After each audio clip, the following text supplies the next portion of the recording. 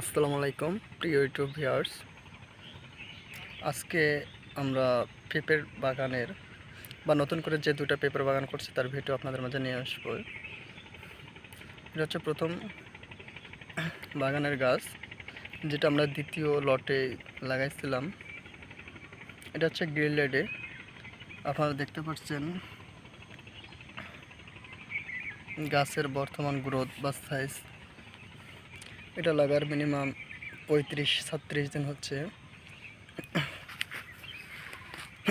আগাছা জন্ম নিচ্ছে, সেটা আমরা নিড়ানিও দিতে পারছি না। মূলত আগামভাবে পাট শাকটা নেওয়ার জন্য আপনারা দেখতে পাচ্ছেন এই যে আমাদের পাট শাক।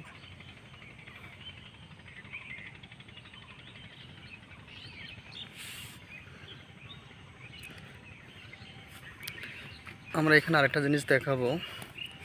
আমরা গত সপ্তাহে প্রায় 8-9 দিন হলো আমরা 1000 মরিচের গাছ লাগাইছি নতুন করে। যা আমি এবার একটা চিন্তা করছি যে আমি মরিচ লাগাবো প্রায় 4000 থেকে 5000-এর মতো। তবে প্রতি ধাপে মরিচ লাগাবো 1000 করে এবং প্রতি মাসে ম্যাক্সিমাম 20টা দিনের ডিফারেন্ট থাকবেই।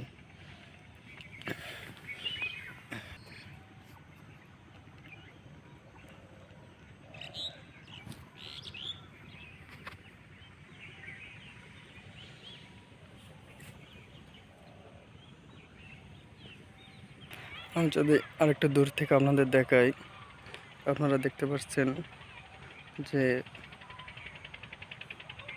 আসলে বোঝার কোনো ওয়ে নাই, কারণ সবজি হচ্ছে সবুজ। তো যেটা হালকা সবুজ দেখাচ্ছে সেটা মূলত পাট শাক।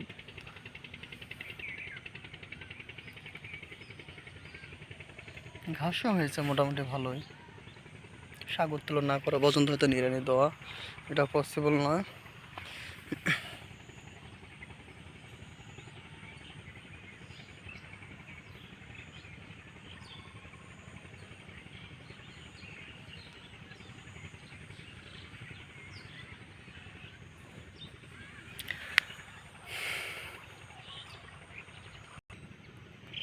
আপনাদের কিছু আপনাদের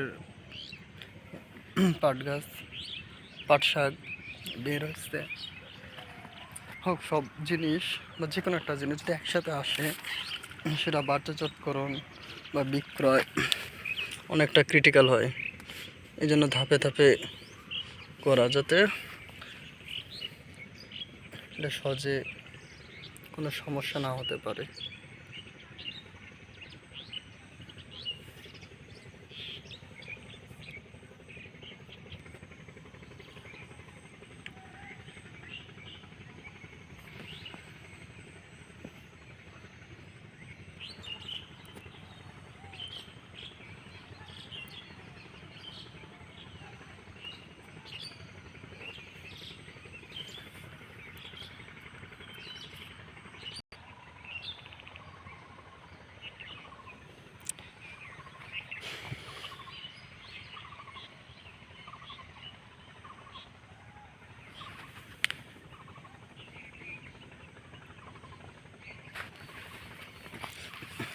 এই যে পেঁপের গাছের যে কুশিগুলো আছে, গাছটা 1 ফিট বড় হওয়া মাত্রই নিচের পাতা এই কুশিগুলো আমরা ছেড়ে দিব,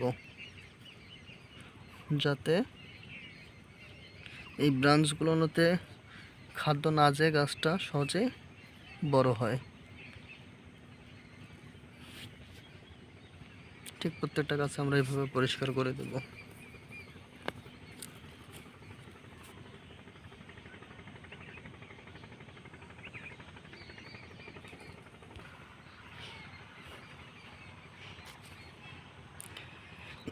আপনারা দেখতে পাচ্ছেন পেয়ারার গাছের ফুল সব পুরাতন পাতা পড়ে যাওয়ার পর নতুন করে বের হয়েছে।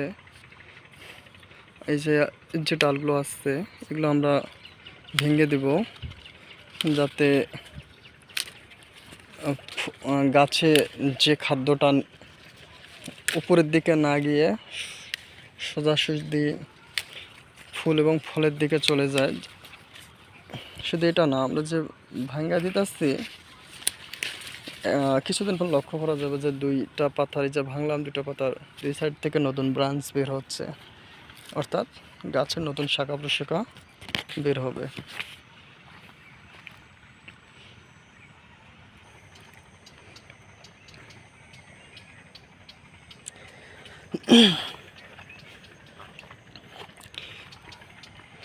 আপনারা দেখতে পাচ্ছেন হয়তো এটাতে শুধু কিছু লাল শাক আছে, এবং অন্য কিছু আছে কি না সেগুলো বোঝার কোনো ওয়ে নাই। মনে হচ্ছে যে প্রচুর জঙ্গল আর জঙ্গল।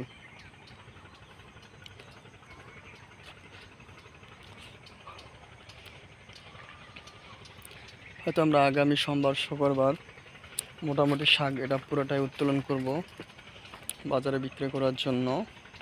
তার আগে এখানে হাত দেওয়া একদমই পসিবল নয়। তারপর কয়েকটা লেবার নিয়ে এটা আমরা গোডালটায় পরিষ্কার করে দেব। আসলে এখানে যে আমাদের মেইন ফসল আছে সেটা আপনাদের দেখাবো। যদি দেখাই, এই যে আমাদের পেঁপের গাছ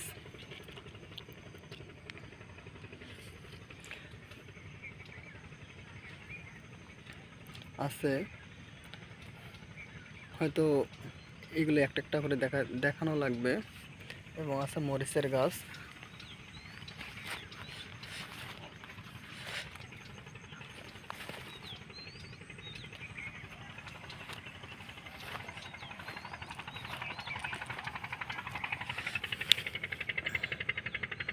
এই পেঁপের গাছগুলো তো খাবার দেওয়ার প্রয়োজন হয়ে আছে। যেহেতু আজ শনিবার, আগামী শনিবারের মধ্যে এটা আমরা নিড়ানি দিয়ে রবি সোমবারের মধ্যে, তো 8-10 দিনকার মধ্যে এটাতে আমরা গাছের খাদ্যটাতে সব কিছু দিয়ে দেব। আপনারা দেখতে পাচ্ছেন লাল শাক,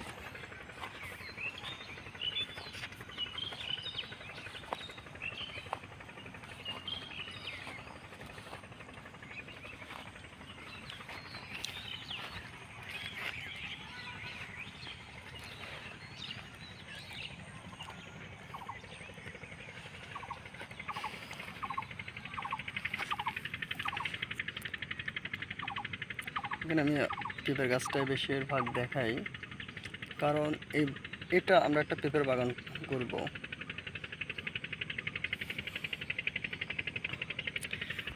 এটা হচ্ছে থাইওয়ান কিং পেঁপে।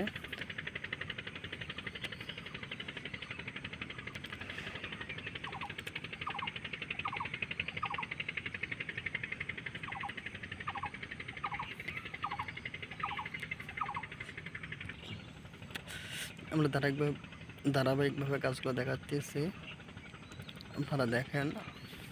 আমরা নিড়ানি কোরানি করার পর যখন গাছের গোড়ায় আবার একটা খাদ্য দিব, তখন গাছের নিচের পাতা কুশি টুসি যা আছে সব কিছু আমরা ছিঁড়ে ফেলবো, যাতে গাছটা দ্রুত গতিতে বড় হয়।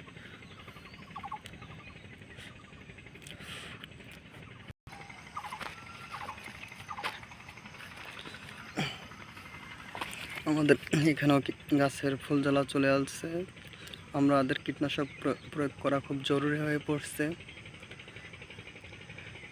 হয়তো নিড়ানির আগে আর একটা কীটনাশক দিতে হবে পেঁপে আর মরিচের গাছে, কারণ এই আগাছা বা শাকটাকে এগুলো পরিষ্কার করে না অবধি পর্যন্ত